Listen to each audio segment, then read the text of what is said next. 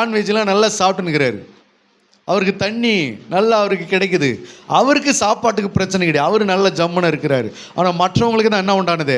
பஞ்சம் உண்டானது. காரணம், அவன் கர்த்தரோடு இருக்கிறான். ஹல்லேலூயா. கர்த்தரை எனக்கு முன்பாக வைத்திருக்கிறேன் என்று சொல், கர்த்தருக்கு முன்பாக நிற்கிற நான் அப்படி என்று சொல்கிறான். அப்போ தகப்பனோடு இருக்கும்போது, தகப்பன் கூட இருக்கும்போது பஞ்சகாலமே வந்தாலும் கர்த்தர் நம்மளை என்ன செய்வார்? போஷிக்க செய்வார். ஏன்னா தகப்பனுடைய வீட்டில் பூர்த்தியான சாப்பாடு உண்டு.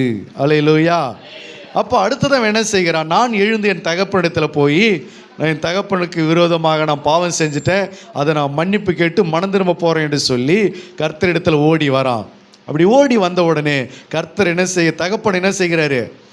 அவனை கழுத்தை பிடித்து தூரத்தில் வரும்போதே 20வது வசனம், அவனுடைய தகப்பன் அவனை கண்டு மனதுருகி ஓடி அவன் கழுத்தை கட்டி கொண்டு அவனை முத்தம் செய்தான்.